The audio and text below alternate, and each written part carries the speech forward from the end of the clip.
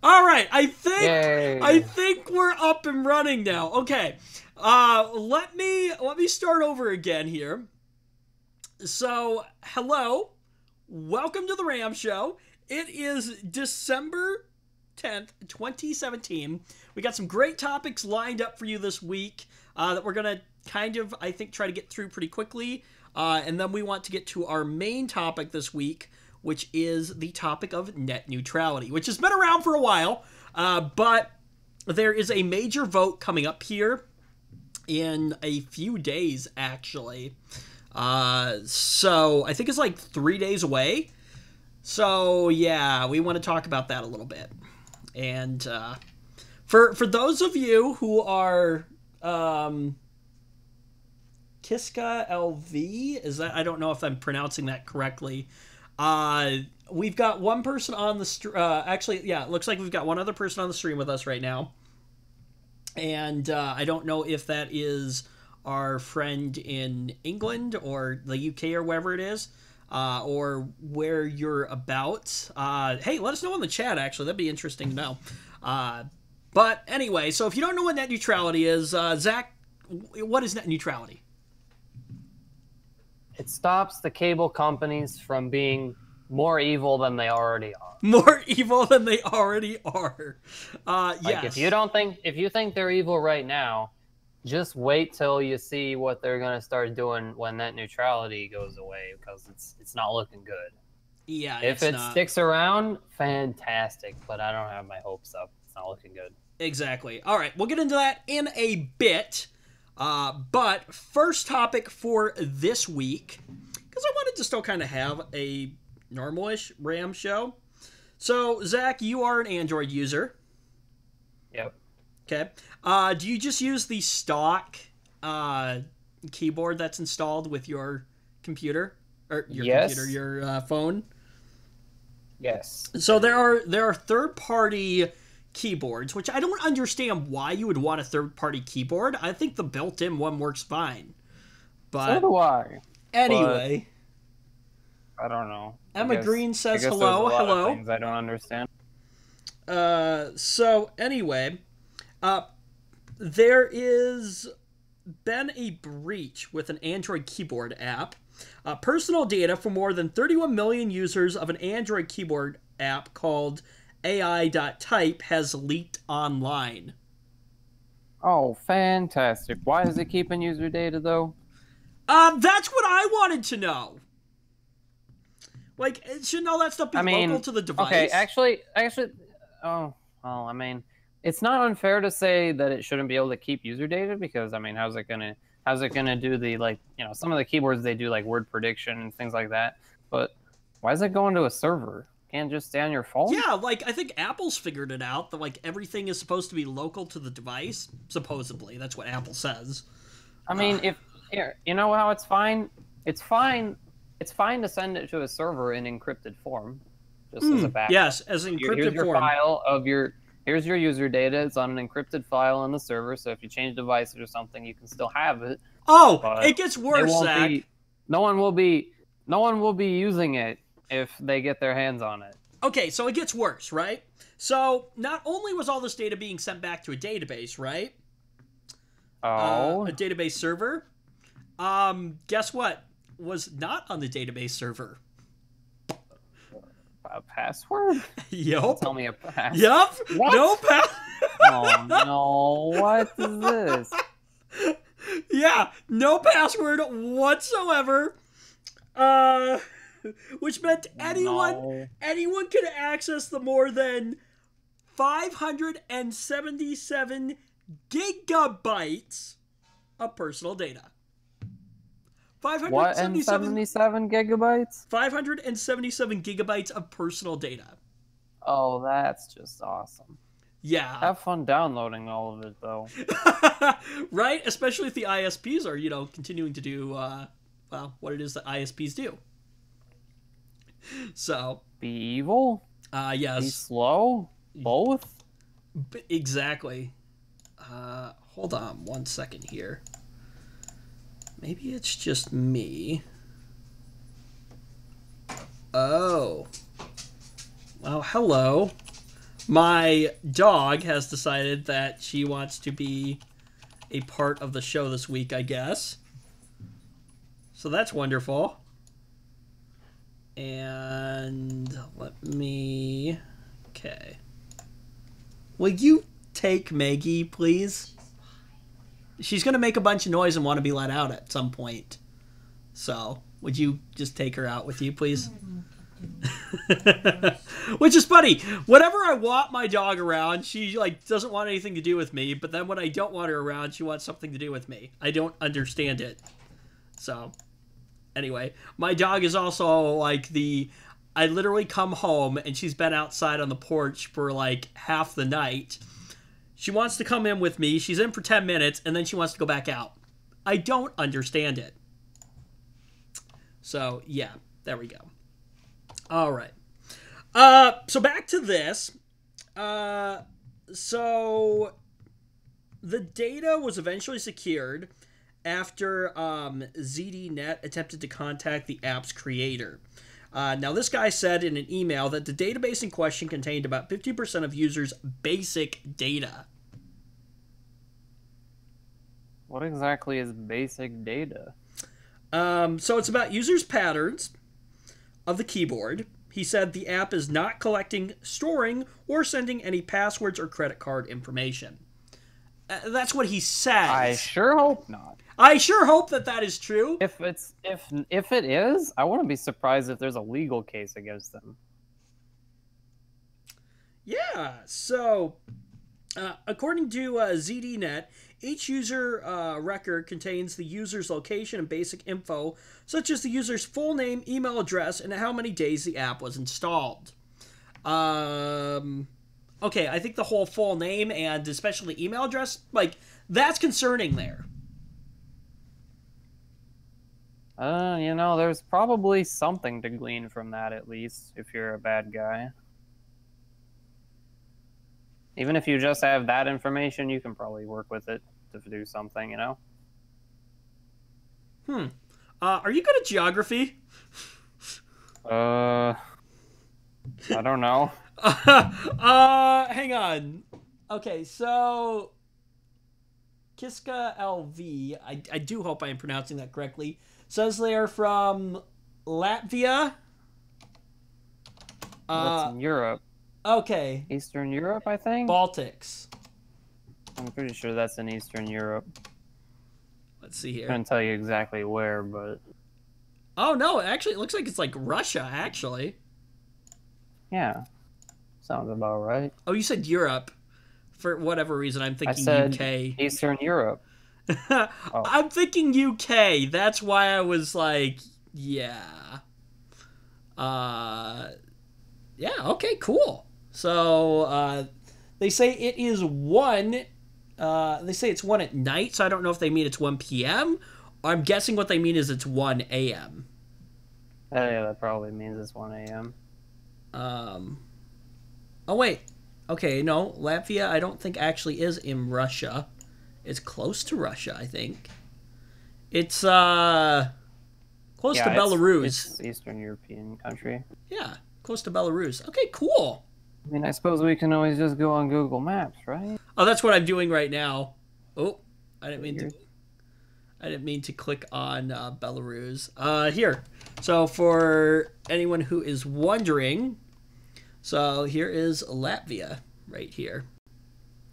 So anyway, so that's interesting that we have some foreigners with us, or not foreigners, but like, I guess foreigners in the sense of being like, I don't mean it to be like a not descending. What's the word I'm looking for? Degrading. Like word. You think it sounds like a bad word, but yeah. Like I wasn't trying to like make anyone mad or anything by like saying like foreigners or anything. Like just it's interesting to have people from other countries on with us, I think, which is yeah. So and the reason that I like to know kind of where people are from is especially with like the topic of like net neutrality. Now like Latvia, I have no yeah, Latvia, I think I'm saying that correctly. Like, I have absolutely no idea, like, what the ISPs are like there, or even, like, the local laws. Like, for instance, in China, you know, like, the government controls everything. I've Unfortunately, heard rumors that in some, at least in some Eastern European countries, the internet is fantastic. you know what? I think I've heard that too. Like, Japan or something like that has, like, really good Yeah, but that's internet. not Eastern Europe, but they do have really good internet. Like Y- South Korea, they have amazing internet. Yeah. What, you don't have gigabit? What a peasant. Yeah, exactly. Guess So. what? We're peasants. So it's like I said, it's interesting to know where people are, and so like the topic of net neutrality for somebody in Eastern Europe, Eastern European country may not be may not be something that like super concerns them because like for instance like Linus up in Canada, like I think it should be something because you know what it has the potential to set kind of a precedent. And that's true. And you know what? Linus actually did say that. He said that, like it doesn't fully affect them, but it could affect them, in the long run because, think about where like the majority of like, these big, kind of ISPs and stuff like that are. Sure, there are in other countries and things like that too, but like, you're right. Like America is kind of looked on by the rest of the world in some senses for certain things. And you don't want to be giving the ISPs funny ideas in other countries, like, oh, look what they did in America. Yeah, oh, exactly. So, okay, I do want to get into the topic of net neutrality, but we're going to move on real quick here. You love making fun of Apple, so let's do that next. So I Apple love that part. Apple has something called HomeKit. Isn't that like that home automation stuff? Yes, exactly. Yep, it's Apple's home automation. So Apple had a bad couple of weeks, a software issue, and its latest problem is a HomeKit vulnerability that apparently lets hackers take control of a person's smart home gadgets. Attack of the smart home gadgets. Oh, that's fantastic. So, anyway, so 9to5Mac broke news of an exploit and seems to have nudged Apple into patching the bug immediately, which they've known about reportedly since late October. I love it. They get publicity. Better patch it. No one knows about it. Right? Yeah. Security by obscurity, I guess. It's funny how often that like seems to be a thing. Now, okay, granted, okay, the vulnerability did require the hacker to have access to an iPhone or iPad running iOS 11.2 that was logged into their target's iCloud account. So, with that being said, it wasn't like it was like the, what were we talking about a couple weeks ago with the smart home, the Amazon Key thing where like all the person had to do was be connected to like the network or something like that, and then they could like turn off the webcam. So it wasn't. Sounds familiar. Yeah, I do remember that. Yeah, so it isn't quite as isolated as that, or like as wide open as that. So you do there are prerequisites. You have to have a device that's running this particular software version, which granted, okay, software update, but still, then you have to be logged into this person's iCloud account. So, I think if they can log into your iCloud account, you probably have more issues than just that. Exactly. So, you know what? As I'm looking at this, okay, so if you're in the iCloud account, everything syncs through iCloud, so then, like, is it really a hack? Or just a flaw? It's a hack of your personal account, I guess. I don't know. Yeah. Like, when your personal accounts are compromised, that's often termed as a hack, right? So it might be a hack in a different sense. Yeah, that might be true. It's unclear exactly what happened from there, but it sounds like the attacker was able to set up a shared HomeKit user without logging into the device. Okay, so it sounds like that's where the issue is like as long as you're in, then you can like access it without having to like log into it, I guess, or something. I don't know. But that would then give the person total control over any HomeKit gadget their target's iCloud account was hooked up to. So, you know, aside from turning Wemo switches on and off to affect lights and things like that, I mean, okay, that's not necessarily horrible, probably a nuisance. But where it gets scary is now companies make smart home locks, right? So if you've got one of these smart home locks and it's connected to the system and somebody gets in, then they can unlock your house. Which, let me just put this out there real quick. The idea of a smart lock on your home, maybe it's just me, but I think that's just a bad idea to begin with. It's not a bad idea if you're in control of everything down to the lowest level. But see, here's the thing. With something like you're that... not. With something like this, you're not. That's the problem. Yeah, but like, okay, here's the thing, okay? So, the locks on my house, you know, while it is, I guess, convenient to be able to, oh, shoot, I forgot to lock the door. Hey, you know, whatever home automation device you have, lock the door. You know, sure, it's convenient, right? But I think once you have something like that that's meant for security, connected to the internet, it opens the possibility for it to be hacked. And then that creates, you know, these problems that we're seeing here. So, yeah. I guess in my opinion, like, okay, I love my Google Home. I love the automation features about it. You know, being able to turn on lights from my bed, control the TV, turn it on, turn it off, things like that.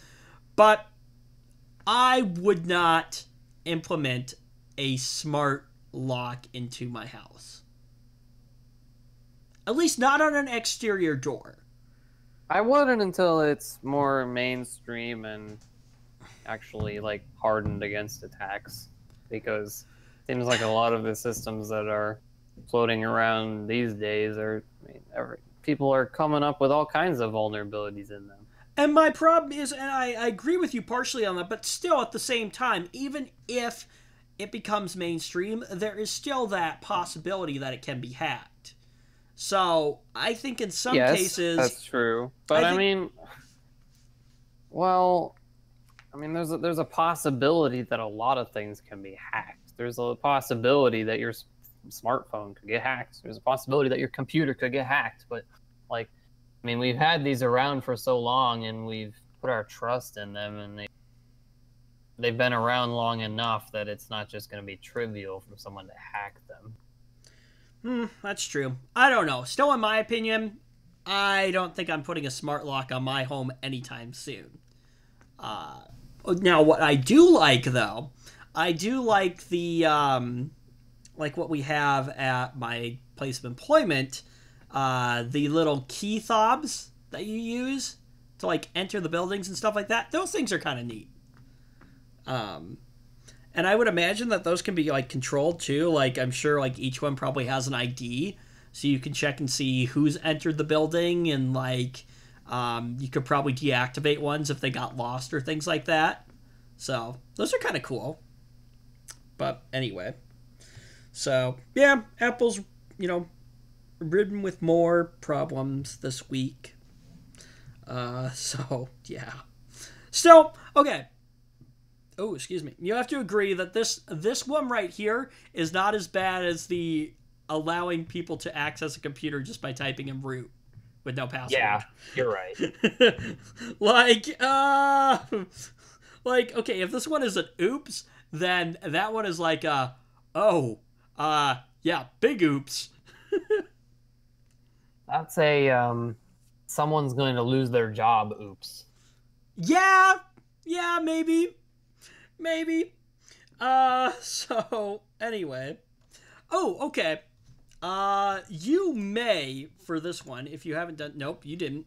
You may actually want to open up the rundown and actually look at this topic.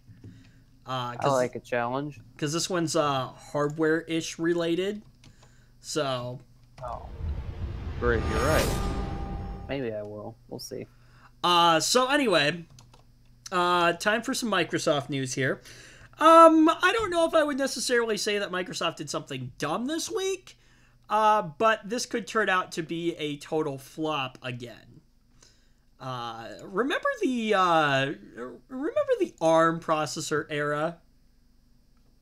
Kind of.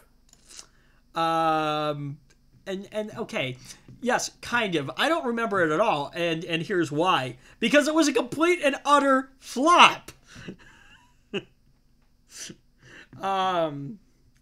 I think it worked for a while, and then it just went like, yeah.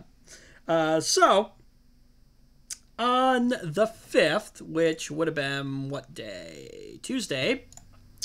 Qualcomm and Microsoft announced the first Windows 10 devices with ARM-based processors will be arriving early next year.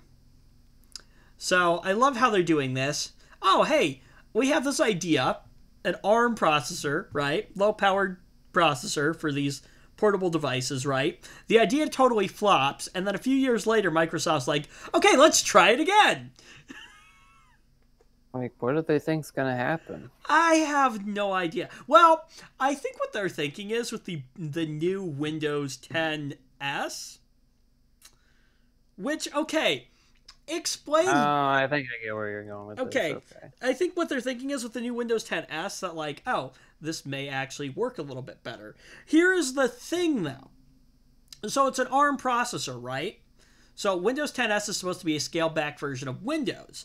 But you can upgrade for $50, like we talked about months and months ago, that you can upgrade to the full version of Windows. But, okay, so here's my question. Is it a special version of Windows designed only for ARM processors? Or, like, that's where I get confused. Do you get what I'm saying? I guess, like, yeah, I get what you mean, but I guess I don't really know what to tell you. I don't know either, obviously. So I think that part is interesting there. So these, HP, Asus, and Lenovo will all be launching laptops and convertibles with Qualcomm Snapdragon 835 processors in them. Prices are expected to range from $600 to $800. Now, here's my other thing, okay? If that's what the prices are going to be, you could buy a decent-ish laptop for about that same price with more power in it, couldn't you? Like, granted, okay, you're probably... yeah, that sounds like...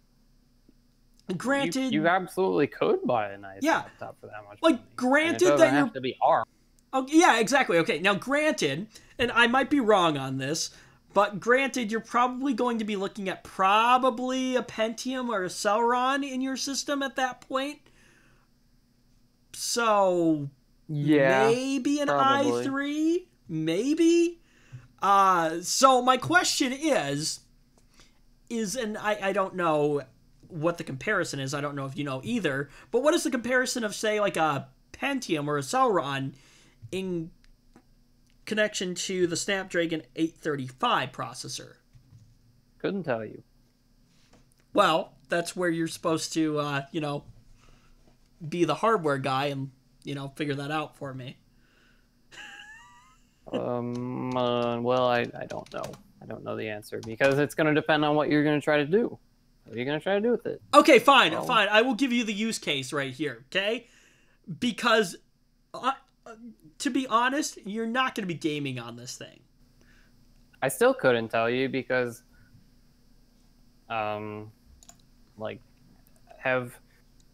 has anyone ever tried to use a mobile CPU like that for like desktop tasks? I mean, I'm sure someone has, but I've never. I don't know. Well, okay, let's look at this real quick here.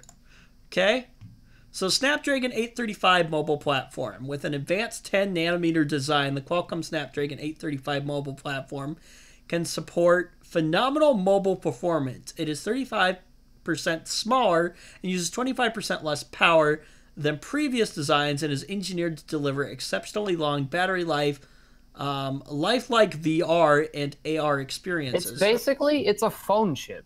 So You're kind of asking me something that's a little outside of my expertise.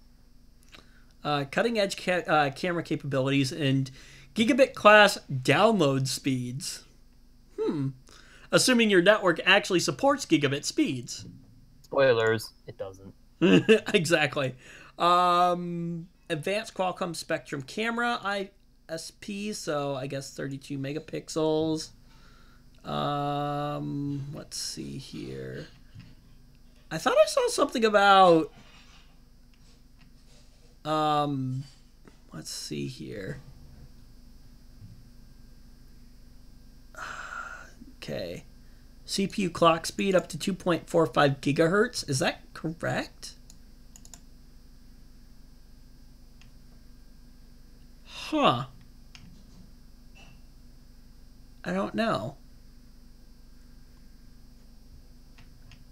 I guess I don't know much about, like, mobile processors. Well, I really don't know much about, like, computer processors either, because that's not really what that's not my area of expertise. I'm more of a software guy. I haven't shopped for a phone in like 3 years, so yeah, I don't really know much about what the mobile processors that are floating around these days either. So, it's an interesting concept, but I guess so. If the performance, did you open up that page? Yeah. So, okay, so down at the bottom, hardware and software. So yeah, I don't know if these are the specs for it. Yeah, clock speed at 2.45 gigahertz. 8 times Cairo 280 CPU. So I don't know if that's an 8-core mobile processor. Oh. I honestly have no idea what I'm looking at here. Anyway, if that's true, if it's like an 8-core like mobile CPU processor, I don't know where we are on like mobile processors and stuff like that yet. But that seems decent-ish. I don't know. I'd still like to know what the comparison is between this and, say, like a Pentium and a Celeron. Or even, like, where it compares to, well, I don't know. Is it fair to compare it to, like, i7, i9, i5? Like, I honestly don't know. I don't think it is. So anyway, the point that I'm trying to make here is that for that price point, $600 to $800, I think you'd probably be better off to just buy a regular x86 based computer, or 64, or not x86, x64, right? Or x30. No, it would be x86. I guess technically it's x86 64. Yeah, you're right. You're right. Yep, x86, x. Yeah, but yeah, whatever Zach said. So, anyway, interesting. So that's what Microsoft is up to. Whether or not this whole idea is going to work out or not, I have no idea. I don't know. Maybe it'll take off, but if I had to make a prediction, the way that this has already gone, I feel like this is still going to be kind of a spectacular fail. So, not to mention the fact. What kind of puzzles me about this is the fact that they seem to think they can't make an ultra portable device with x86 64.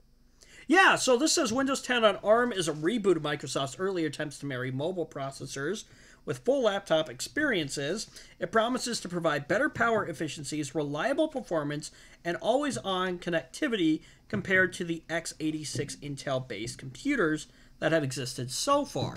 So I guess the idea behind this whole idea with the bringing the ARM processors back is better portability, longer battery life, without, I guess, skimping on performance-ish? I'm not quite sure. That is the one thing that I can see being like an advantage over a lower-powered CPU is better battery life. But with... It might be. I don't know. But the other thing that puzzles me is that Well, back when they tried this the first time, it could possibly be said that, well, battery life's a real concern, but Yeah, I don't know. But I would think it's not such a thing these days, Yeah, I would think with like a longer battery life that is going to mean less performance, but I could be wrong on that. I don't know. Obviously, the more, in my opinion, and I could be wrong, but the better performance you're going to have, the more that's going to suck the battery, I guess, because it requires more power. Unless we've gotten to the point where, and this could be true too, that CPUs are starting to get to the point where we're able to, get more performance out of them without using as much energy, I guess. Although I could be wrong on that. Again, I am not a hardware guy. Thoughts, Zach? My thoughts are, I'm just curious to see where this goes, I guess. Yeah, I'm curious to see where it goes too. And here's the other thing though. Okay, so if you're getting these devices that are still running between $600 and $800, right? And they're less powerful than their x86, counterparts, right? And like battery life is okay, kind of, sort of a factor. Like, here's my problem with this, okay? So you're paying for a device that's getting less, that you're getting less out of. Not to mention you're getting a slimmed back version of Windows. So if you want that full experience, then that's another $50 that you have to add on in order to upgrade. That is, if it's still $50. It seems kind of like the I guess, could I say the Chromebook experience, except without the Chromebook cheap factor? Yeah, and I think that's kind of the idea. Although, I don't know what the market share is, but like I feel like Chromebooks aren't super popular-ish. I don't know. And like I guess didn't Google just release like their new Chromebook or something like that? And it's like even more expensive than a MacBook Pro with less performance. The sad part is like, well, actually, no. I think the performance is actually pretty decent. It's the problem is the OS. I think is actually the problem. So it's kind of sort of not worth it. Yeah, I don't know. I'm not really a big fan of Chromebooks, to be honest, but no, I've always thought that the idea of a whole web-based OS was kind of a dumb idea. Like, I get the idea of like always being connected and stuff like that, but what do you do when you're not connected to the internet? Like, does stuff just not work? You just don't. I think that's it. You just don't. So, yeah, I've never really understood the whole idea behind it, but anyway, so. All right, moving on to another topic here. Ooh, okay, here we go. HDMI 2.1. Have you heard about this? Is that the one that they're floating around to support 4K 144 hertz? Okay. Well, no, they're actually saying up to 10K here. Oh, wow. Yeah, the HDMI Forum has announced the final specification for HDMI 2.1. Obviously a significant leap above, AV cables. Higher resolutions, frame rates, and numerous additional features mean that this is definitely a next-generation connection and cable, despite looking exactly like every previous generation of HDMI. Which, if you think about it, is kind of cool because, like, okay, so it'll just integrate with everything else, even though you're going to be bottlenecked by, kind of like in a network. Kind of like USB in that regard. Yeah, kind of like USB, but like the form factor is exactly the same, so you still have the compatibility across platforms and things like that. You don't have to create like, new new connections and things like that. Anyway, so here's the thing. HDMI 2.1 is almost ridiculously future-proofed. Most of the stuff it adds, like higher resolutions and frame rates, won't be widely available for years, if they come at all, that is. So a TV bought today or next year that doesn't have HDMI 2.1 will still be able to play back the vast majority of available content and the highest quality, and we don't expect TVs with HDMI 2.1 to even go on sale until late 2018 or more likely 2019. Which is a long time if you think about it to wait for a TV. Yep, it sure is. So the advice right now is not worry about 2.1 when you go out and you shop for TV. Unless, and here's where things get interesting, unless you're a hardcore PC gamer with a top flight rig, you're not going to be missing anything. And this is where I think HDMI 2.1 actually gets interesting. So 10K resolutions and things like that, right? Okay, the likelihood of that ever coming to like TV or anything like that, like, you know, broadcast TV and things like that, I think is pretty far out there. Although I think like North Korea or Japan like has like 8K like newscast also, now. I think you mean South Korea. Is it South Korea? That's okay. Thank you. I knew it was one of those countries, but I couldn't remember which one. So yeah, so they now have like, yeah, South Korea, you said, now have like 8K like news broadcasts and things like North that. Korea. I didn't know North Koreans were even allowed to watch TV. Or North Korea, South Korea. I think they are allowed to watch TV. It's just all government right, controlled. They're only allowed to watch state TV. I forgot. So okay, South Korea, right? Hey, I do not one claim that's not a dictatorship. I do not claim to be good at geography. This is why I'm not a geography major. This is why I study tech. So anyway, I lost my spot here. So yeah, so I think the idea of this whole thing for like PC gaming is actually pretty interesting. So one headline feature in 2.1 is a huge jump in resolution. Like I said, 10K, which is, you know, 4K? Yeah, you know, we got 10K now. I mean, I'm sitting on 1080p, so yeah, Right. okay. So, and like 4K looks amazing, so I can only imagine 10K. So, yeah, this says, take that measly 4K. There are no TVs on the market or on the horizon that even remotely come close to, I guess, supporting 10K. I don't think there's anything that even supports... Ooh, excuse me. Well, okay. I think like Apple and Samsung have monitors that support like 5K? I could be wrong on that. And I don't know if there are 8K panels yet. I don't think there are. Do you know? I'm willing to bet there are, even though I don't know for sure. Yeah, there might be. So, I lost my spot again. So basically what they're saying is that this cable is like future-proofed for a while.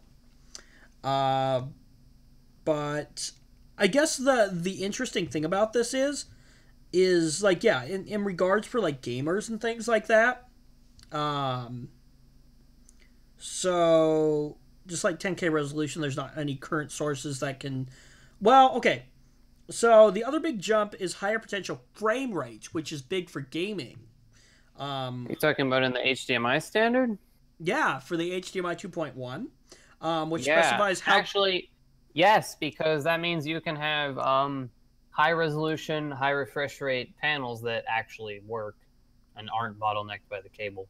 Yeah, so let's see here. So even though your TV might be 120 hertz, that doesn't mean it has the ability to actually accept 120 20 hertz video. So if that gives me anything to go off of, it sounds like this new standard of HDMI can support 120 hertz, I guess. If your TV is 120 hertz, it's probably 120 hertz interlace, which is kind of a lie. It's kind of a fake 120 hertz. Yeah, so I guess the idea is you can get actually better frame rates than 60 frames per second. So, yeah. That would be only if your TV supports it. It's not going to let you override the hardware restrictions. No, of of course not. But if your TV supports it, now this cable does too. Yeah, and that's what I'm saying. So once we start to see the technology catch up with the cable, like, can you imagine what that's going to be doing for gaming? You know, those super high refresh rates, better FPS, things like that. So that's why I say, in the world of like TV-ish, I don't think that HDMI 2.1 is going to be that interesting. When it comes to like PC gaming and VR and things like that, I think that's where this cable is going to make a great difference. Or perhaps if you have an HTPC and you have that hooked up to your TV. Ooh. And you want to play some like really high resolution video movies. Good point. You have a movie in 4K? Well, I mean, I guess that's a thing now. You know, you don't have to worry about your cable being insufficient for 4K these days, but yeah. So interesting. I don't know. Are 8K movies a thing? Can you download an 8K movie? I don't know.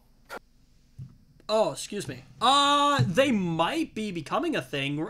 Remember, well, I think Linus actually does have some 8K content out on his channel, actually. But like with the new, I mean, in any case, if you're into 8K for whatever reason, yeah.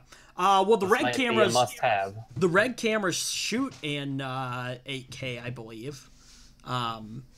So, and they might even be like updating that to.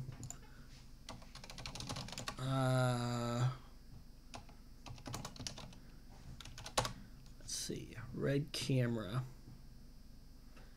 Yeah, it looks like the highest those go up is actually 8K. But it looks like they've got 4K, 5K, 6K, and 8K cameras. So, possibly, 10K to be coming at some point as well. But who knows? Someday, I'm sure it'll be here. Yes. So, all right. Well, that kind of concludes our, general normal topics for this week. Now we get into the fun topic, the fun debate, which is net neutrality. And so... Except it's not really a debate because we both agree. The debate against, the evil ISPs, I guess. Why the evil ISPs are wrong. Yes. Okay, so, again, let's preface what net neutrality is. So, net neutrality became a thing in the Obama administration. And basically the idea behind it is it put ISPs under Title II, with like the FCC rules and regulations and things like that. It basically says they're utilities. Yes, okay. So here's... Which means that they have to adhere to certain restrictions, like, not discriminating against traffic, throttling, blocking, none of that stuff. Exactly. Okay, so what Zach said was really good there. So... basically, think of it this way. So, okay, so let's take a site let's take an ISP first off. Let's go with Comcast. Now, Comcast also has, their cable and stuff like that. So they have their own streaming services and things like that, or their own content delivery, services and things like that. So let's say that net neutrality wasn't a thing. So what they could do then is say, well, we're going to slow down traffic from Netflix and Hulu and any other streaming service that's not ours because we don't like the competition and we want people to spend more money and watch our content. So they could do that if net neutrality wasn't a thing. So they could, throttle, Netflix and the other streaming services down to a couple megs if they wanted to, basically rendering the service unusable. With net neutrality, they can't. Comcast offers our blazing fast streaming service. You should check it out. Exactly. Well, what net neutrality says is that they can't do that. So, and like Zach said, with the idea of not being able to, they're treated like a utility, and they can't discriminate against the different, basically, data packets that are moving through the internet. It's kind of like this concept. Is think of your electric company, right? So you pay so much per month, or based on how much electricity you use, things like that. But you can plug anything in. So you can plug in a microwave or a vacuum cleaner or a computer or whatever it is that you want. Now imagine that your electric company just randomly out of the blue said, oh yeah, by the way, you can only plug in this certain microwave into your home, or you have to pay extra if you want to use this brand's microwave. So that's basically the idea behind net neutrality. So if you think about that scenario with like your electric company, like that's absurd. If you think of it in any other way, it just sounds completely stupid. Like, exactly. Hey, guess what? You're only allowed to use a Samsung TV now. So if you have any other TV plugged in, you're going to have to buy the $5 a month other TV package. Exactly. So, now, like, what the heck is that? Here's the thing. If they started doing that, people would have a riot. Yes. Why aren't they rioting over this? So this is basically the same thing except for the internet. Exactly. Now here's the problem. So the chairman of the FCC, who was appointed by our current president, who well, I hate to bring politics into this show, but I do not care for our current president. It's not really politics. He's just our president. That's it. Whether you like him or not, he's the president. Yeah. I don't care for him. So it's not really anything bad to just say President Trump.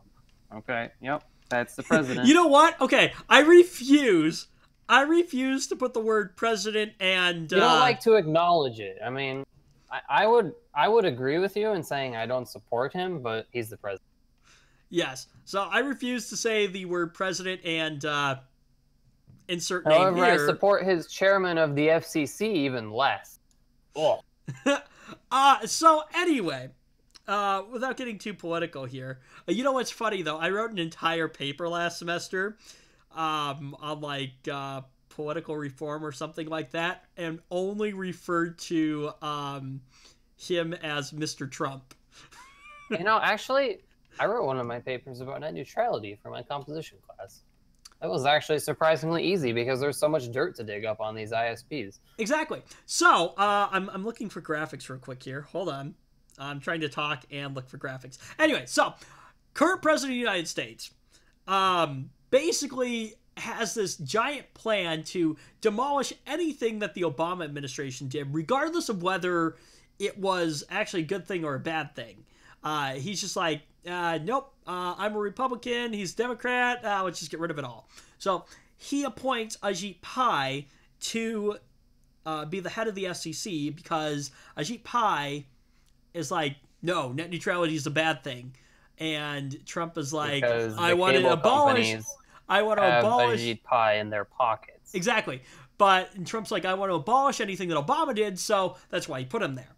So it's worth noting that Ajit Pai used to be a lawyer for Verizon.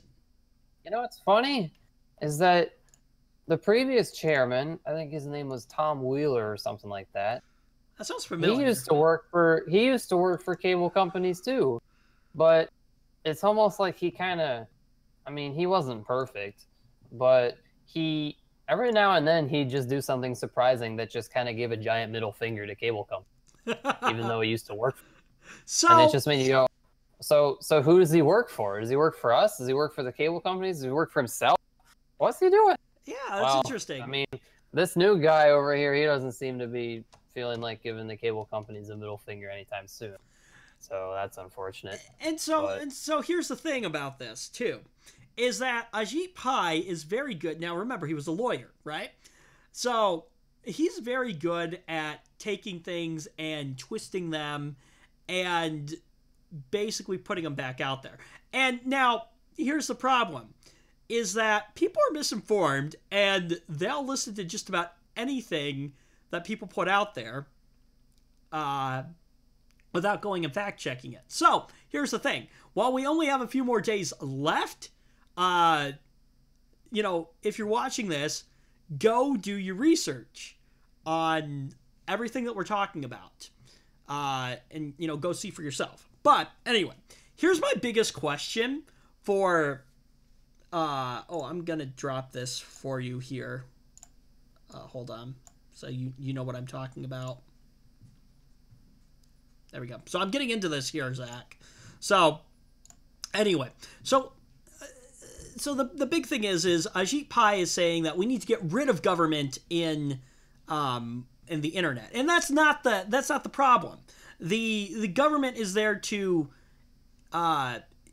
protect us as the end consumer from basically getting screwed over. The government is there for everyone. Yes. But in this case, it seems like he wants the government only to work for the cable companies. Exactly. So he's trying to confuse people by saying, "Oh, the government is interfering with the internet, and we don't want that." And if government is bad. The cable companies already screw people so hard that it doesn't matter. Like, they want more now? What? Yeah. You have the nerve to ask for more after what you already have? So Sheesh. here would be if I could ask Ajit Pai one big question, and maybe you'll agree with me, Zach, on this, is that, okay, so net neutrality was put into place for a reason, right?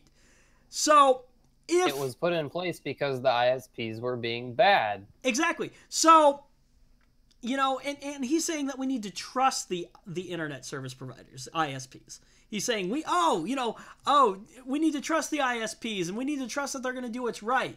Well, if we could trust... We already did. Yeah, if we could trust... Look where that got us. Exactly. It got us these rules because they couldn't be decent people. And that is my question there, is, if we could trust the ISPs to do what is right, then why do these rules need to be put in place in the first place? And if you don't believe me... Well, they didn't need to be if we could actually trust them. Yeah. And if you didn't believe me, here's why we need net neutrality right here, okay? So we talked about the ISPs doing things that they shouldn't have been doing, right? Or basically screwing people over already. Okay, so in 2005, Madison River Communications blocked voice over IP services, and the FCC actually at that point in time actually put a stop to it. But basically what happened was I'm guessing that either they had like their own, communications. So I'm guessing that they had their own set of tools and they didn't like the competition, so they said, nope, we're just going to block it. In 2005 as well, Comcast denied access to person-to-person services without notifying customers. So they basically just, no, we don't like that. Boom, done, got away. In 2007, AT&T blocked Skype and other voice over IPs because they didn't like the competition from their cell phone services. Are we noticing a pattern? Yes, exactly. Metro PCS tried to block all streaming except for YouTube, and they actually sued the FCC over this. This happened in 2011. I'm not exactly sure how the lawsuit all panned out. AT&T and Sprint, Sprint, and Verizon blocked access to tethering apps on Android Marketplace, and they actually had the help of Google, and that was back in 2011. If you don't understand what tethering is, it's basically the idea of using your mobile data and then connecting your devices to that and using... So basically you could like turn your phone into a router, and you'd use your mobile data as, your connection into the internet, basically. What would you say? Is that a good description, Zach? Yep. So, but they didn't like that because when my previous phone carrier that I had actually made you pay for that. If you wanted to tether your devices to your phone, you'd actually have to pay like an extra $5 for that option. But with with the rules that were put in place, basically they said nope, you can't do that anymore. AT&T, Sprint, and Verizon blocked access to Google Wallet because it competed with their payment apps. Again, see, here's another one of those we didn't Here's like. one that really puzzles me. Why would you do that to a company like Google? Like, that seems really silly. They didn't like the competition. No, but I mean, surely you don't think Google's going to take that lying down, right? Yeah, I mean, come on. What did they think was going to happen? That Google was just going to be like, all right, well, I guess it's over. Right? We can't have our Google Wallet anymore. So here's another one. So in 2012, Verizon demanded Google block tethering apps on Android because it let owners avoid their $20 tethering fee. This was despite guaranteeing they wouldn't do that as part of a winning bid on an Airwaves auction. They were fined $1.25 million over this, which I'm guessing they're talking about Google, which for Google is like petty cash. I mean, it's petty cash for both of them. Let's see. 2012, AT&T tried to block access to FaceTime unless customers paid more money. Again, didn't like the competition. Oh, you want to use FaceTime instead of using, your mobile minutes and paying us more money? You got to pay for it. See, the funny part is that a lot of these services that they like to block are often better than their own services. Exactly. Like, when was the last time? Like my carrier is Verizon. I don't even know if they have a video chat app, but I'm sure if they do, it sucks. I bet Skype is 1,000 times better. I bet FaceTime is 1,000 times better. I've never had any problems with FaceTime. I bet random app from the Google Play Store is probably 1,000 times better. So in 2013, the carrier apps almost always suck anyway. Why would anyone want to use them? All right, back to our little graphic here. 2013, Verizon stated that the only thing stopping them from favoring some content providers over other providers were the net neutrality rules in place. See, they're literally saying, yeah, you can't trust us because we're going to do this stuff if you do. That's probably They literally said they were going to do it. That's probably one of my, that's probably, that is probably one of my favorite. It just boggles the mind. How stupid do they think we are? Well, exactly. Clearly, we're stupid enough to get rid of it. That is probably one of my... That's what our friend Ajit Pai is fixing to do, but... Yeah. Okay, so that is probably one of my favorite... bullet points on this graphic. It just boggles the mind. What do they think? They literally outright said that they were going to do that if the rules were removed. Exactly. Is that not reason enough to keep the rules then? They outright said this is what's going to happen if the rules go away. The rules are the only thing stopping us. Now we're gonna get rid of the rules, huh? And look at the last one. So no one's gonna be surprised when they do start doing that then. Yeah. I guess, right? So and look at the last one, right? Okay, so 2017, net neutrality has already been a thing, right? Time Warner Cable refuses to upgrade their lines in order to get more money out of Riot Games, the creators of League of Legends and Netflix. But net neutrality is a thing, right? So highly against the law at this point in time. But I actually think I heard they did pay up, which is strange because I mean, can't they just cite the rules and say you're not allowed to do that? What happened? You would imagine so. So anyway, so the whole argument of, we should trust ISPs and trust that they're going to do the right things and things like that. If that graphic doesn't, Yeah, except for when they said they weren't going to do the right things. Yeah, but even still, at that point, it's like they are legitimately saying that, hey, the only reason we're not doing this is because net neutrality is a thing. They net neutrality wasn't a thing. If not for the rules, they wouldn't be doing the right thing. So exactly. What the heck are you doing saying we should trust them? Exactly. Now, if you think that this is just like the American people, being against, or wanting net neutrality to stay. No. Some big companies as well. Kickstarter, Netflix, DreamHost, Patreon, iFixit, Spotify, Weebly, Twitter, Dropbox, Reddit. Some of these big names right here. In other words, any company that stands to get screwed over by ISPs being jerks. And you know what? I'm glad you said that. So some of the other arguments that Ajit Pai is making is that, if we get rid of net neutrality, it's going to help small businesses and things like that. No, it's not. How is that going to help small businesses? And here is exactly why. Right? So let's take a big company like Netflix, right? Or, let's even take this example real quick here. So let's say that you start some small internet streaming, service or whatever. like video streaming service or whatever, right? And the ISPs see that and they're like, no, we don't like this. We're gonna slow it down or we're gonna block it, right? Well, see, the problem with you is that you're a small business. You don't have the capital to be able to pay the ISPs They can just like strangle Netflix. you out of business, quite literally, actually, just by saying you don't get any bandwidth. Exactly. That is the thing.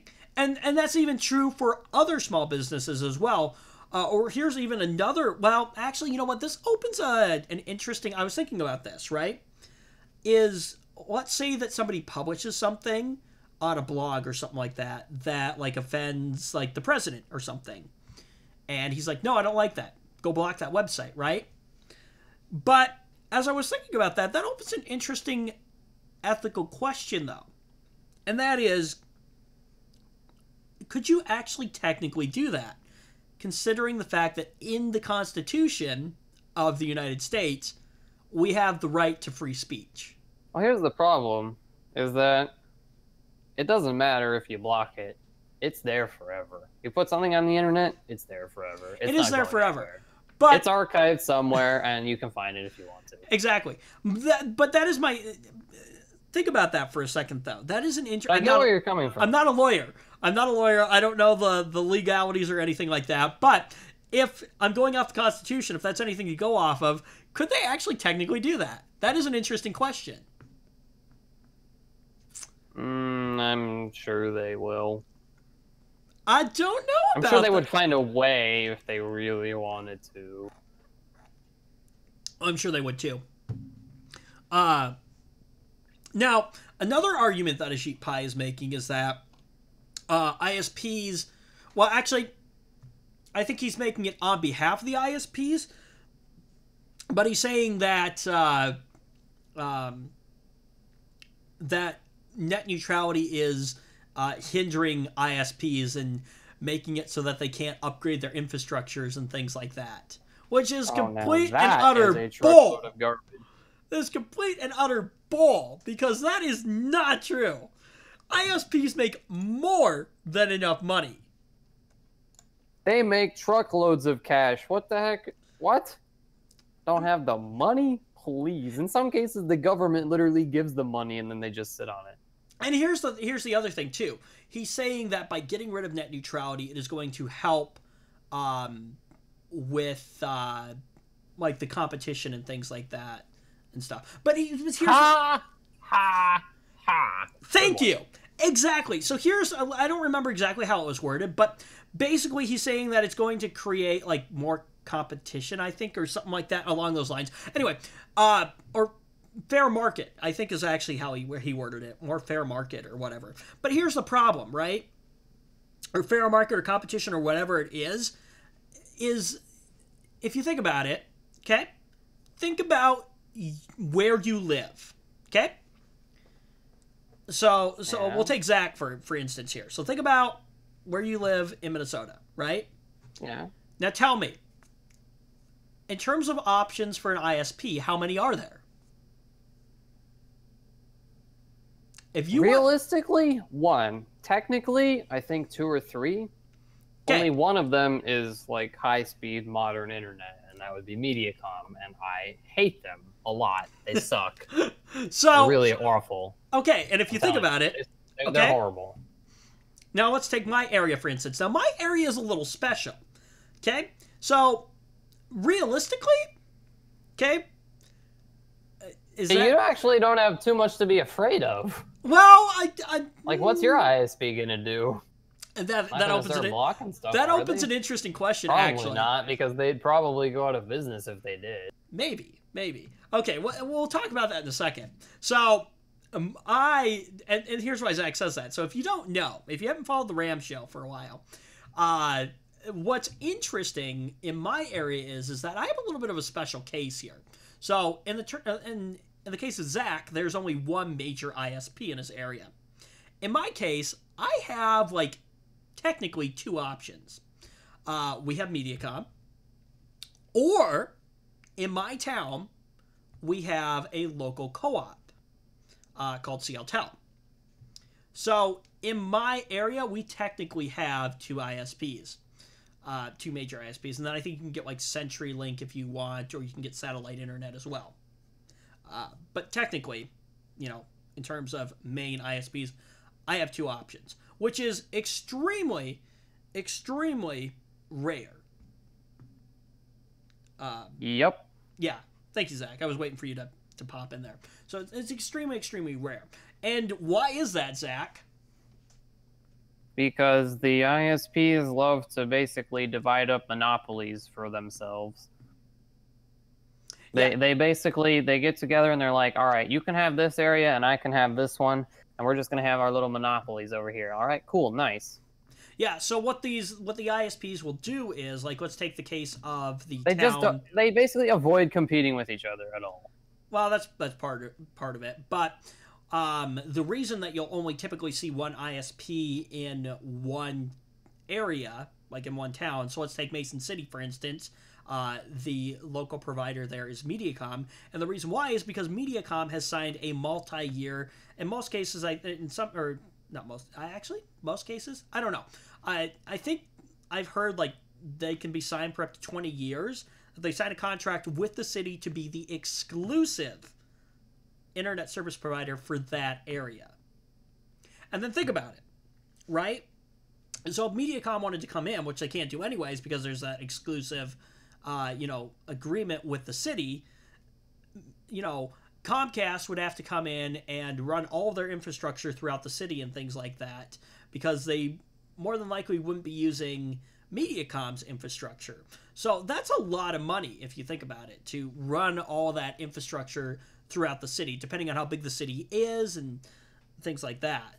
So, but yes, I'm lucky in my area that we have a small little co-op. And this is why Zach said that I probably don't have much to worry about, because, and I hope you're right, because a smaller little co-op, right, is, and basically okay, so CLTel covers Clear Lake, and then they cover Ventura as well, but it's then been rebranded as like VTel or something like that. Anyway, so technically two little towns or whatever. But compared to a giant ISP, that's making billions and billions of dollars a year, and what Zach is saying is that my small little ISP can't afford to lose, customer base. They can't afford to lose customers by doing scummy things. That is, now see, here's the problem though. So, if Mediacom, if CLTel's like, ooh, net neutrality is not a thing anymore, right? And they decide that, now this could go either way. They could decide to be scummy and basically say, well, we're going to drop people's speeds because, and they could drop them down to the speeds that Mediacom is giving people. Well, the problem is that I don't think they really actually lose much, market, because people already have it installed in their houses and things like that. They'd have to call, Mediacom to have them come in, put their, hook everything up and things. And if the speeds are exactly the same, then I don't see people leaving. So that's where I could see it possibly being a bad thing if they decided to be scummy. Well, here's the thing. They don't really have any interest in doing that, do they? I mean, I don't know. Co-op. I don't know. Co-ops are generally more aligned with the people, you could say, rather than corporate interests. Yeah, that's true. So I don't know on the idea of that. But that's the thing. And even if that was the case in like some other place where you had two major ISPs for whatever odd reason, both ISPs in that area could say, hey, we're just going to keep the speeds exactly the same. And, and this is the problem with this idea that it's creating more competition and things like that. It's not, because these companies are so big, there's not these other small little companies. It's not like, a small mom and pop shop can open up down the street and start to try to compete with them to create... They will quite literally get strangled out of existence. Exactly. And that's the issue. Now, if CLTel was smart, what they might do is try to pick up the people who are, on Mediacom and things like that by saying, hey, okay, Mediacom's doing all this stuff right now. Here's what we're offering. We're going to offer you better speeds. We're not going to block your stuff. We're not going to track what you're doing online, things like that. Basically, what's happening is when their competitor does something scummy, they can turn it into good PR for themselves by saying, look at what that idiot's doing. Why don't you come over here?" Exactly. And so, and here was the thing: is, you know, not that I have the capital to do it, and I don't know how I would create the infrastructure, but I was honestly thinking, I was like, okay, if ISPs, you know, if net neutrality goes away and ISPs want to start to be scummy and things like that, you know, and like our local ISP decides to be scummy, which I hope they don't, you know, I started to think about, okay, how could I actually start my own ISP?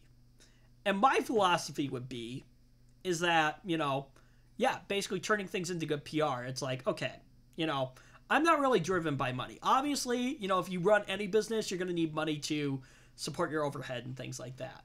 But my idea is offer people better speeds than the competition is, right? And agree not to block or slow down or do all these scummy things that ISPs are doing right now. Things like that. You could probably be your own ISP just fine, but as soon as you start trying to sell it to other people is when Mediacom are going to be like, oh, hold on, we can't let that happen. I don't know. I think that's where you need a lawyer at that point for all the red tape and things like that. Yeah, you really do. Now, from what my understanding is and from my research is, I believe if you want to do that, basically what you do is you buy a connection into like a tier 2 tier 2 provider, and then basically they allow you to like resell it and things like that. So, but the problem with that is a connection into a tier 2 provider costs like $1,000 a month. So you kind of have to resell it if you want to be able to afford it. Exactly. Now, this becomes the other problem as well, and that is infrastructure. How are you then? So, okay, you managed to get a connection into a tier 2 provider, right? You have that coming into your home. You can now resell that. The problem is how do you create the infrastructure to be able to get that connection to your customer base? And that's where these big ISPs have the have the lead. They built these infrastructures over, you know, many years and things like that. So, and that's the other problem where like a small mom and pop company can't just come in and, you know, be like, hey, we're going to set up shop and, you know, add competition into this area. It's way too expensive. So that whole idea of it's going to create more competition by getting rid of net neutrality is completely bull. It's not at all. In fact, what I probably believe is going to happen, and you're probably going to agree with me on this, Zach, is that the ISPs are all going to get together and be like, okay, we all agree that these are going to be the top speeds, and we're going to price them pretty competitively, or, you know, pretty similarly and things like that, and give about this level of service and things like that. And I'm sure some ISPs will do you know, some things a little bit different than other ISPs and things like that. But I would imagine that things are going to be pretty much the same. And the reason they can do that is because they know people have nowhere else to go. Yep. Which is the sad part. So, now, what can you do about this? Well, time is running out. Unfortunately, it seems like Ajit Pai has already made up his mind and basically said, well, screw people. I'm just going to do what I want because, yeah, screw you. Well, you know what's funny about that is even during the commenting phase or whatever that was called, you know, there's all these comments that say, you know, we want net neutrality, blah, blah, blah. And they basically they found an excuse to dismiss all the comments basically by saying, well, there was some spam comments, blah, blah, blah, so we have to disregard all of it. And yeah, well, I'm glad you brought that up. What the heck? Really? I bet if all those spam comments were pro cable companies, they wouldn't have said a word about it. Exactly. Thank you. So this is the thing about Ajit Pai, is that he will bend things in his favor. So let's say that there were a bunch of comments, like Zach said, that say, oh yes, we want to abolish net neutrality. We want to get rid of it. It's a bad thing. he would have been all over that and been like, see, look at all the comments of people that say that net neutrality is a bad thing. Is I bet if you removed all the spam comments, which they should have been prepared to do, I mean, let's be honest. You really think there's not going to be some spam garbage comments in there? Of course there's going to be. You should have been prepared to deal with that. I think so. I bet if they were to remove all the garbage comments that should be disregarded, there's still going to be an overwhelming majority of people that say we want net neutrality. Yeah, I think of the actual comments that weren't spam, like the legitimate comments, I think like 95% of them were in favor of net neutrality. And here's the other problem, I think, as well, which is why this is really important, because we're running out of time. Let me pop this up on the screen real quick here. So here's a little countdown timer, right? 3 days, 5 hours, 39 minutes, and 33 seconds is what we have left before the vote goes through for net neutrality. So the countdown to doomsday. Yes, exactly. So we're running out of time. But, you know, get in contact with, you know, if you want a lot of information. What is the name of the website? I think it's battleforthenet.com. Battle for the Net. Yeah. Yeah, battleforthenet.com has a lot of great information on it. But contact your local representatives and basically say, hey, no, don't let the ISPs do this. We want net neutrality. We want it to be a thing. And even if Ajit Pai is like, heck, you know, I really could care less about, you know, what the people are saying, which it already sounds like he's basically done. What I'm hoping is that if net neutrality gets abolished, that there's just enough uprising from people that he's kind of like, oh crap, and then like something happens where it gets put back in place. But I would love that. That would it would set a precedent that when you disregard what people said they wanted and you do it anyway, and then this is what happens. Yeah. Now you sent me a couple of links as well though, about net neutrality that I read through, and it sounds like there also might be some like legal legal problems as well. Legal problems with what exactly? With like the way that Ajit Pai has done some things, like I guess in regards to like the commenting system or not system, but like in regards to like commenting or like public interest and things like that, and giving people the right to like voice their opinions and things like that. Like it sounded like he may have violated a couple things that like create like a legal issue that might even render his like decision like, you know, like end up helping things get reversed if net neutrality actually, you know, gets abolished in 3 days. So yeah, one can hope. So it's definitely going to be a tense, probably next couple of days. Like I said, we're running out of time, but you know, inform the people that you know and let them know that, hey, net neutrality is an important thing. It's a good thing. It's not a bad thing, which I think was another problem, was that, you know, and I'll be honest, the first time I heard net neutrality, I was like, net neutrality? What the heck is net neutrality? This sounds like and to me, honestly, it sounded like a bad thing. And I think that's the problem, is a lot of people think it's a bad thing, or it's been presented to them in that way. They don't have all the facts. So they're like, oh yeah, net neutrality, we totally need to get rid of it. It's a bad thing. And they don't realize that what they're actually wanting is for net neutrality to actually stay. So it's important to inform people that may not understand what net neutrality is, to be, you know, this is what net neutrality is, this is what it protects, this is why we want it. And then also, you know, what do we do? Like I said, contact your local representatives. I don't know if we can still, you know, bombard the FCC, even though, like I said, it probably won't make a difference there. I think, honestly, our best bet is to have our representatives in, you know, Congress basically, you know, be like, Mr. Ajit Pai, that's a bad idea. People don't want this. Don't do it. I think that's probably our best bet. So, anyway. But, yeah. Hopefully it doesn't go away. At this point, I'm not hopeful. So, which is bad to say, but yeah. Anything you'd like to add, Zach? No. So yes, net neutrality is a good thing. Ajit Pai is bad, and yeah. So yeah, this is basically what I've got.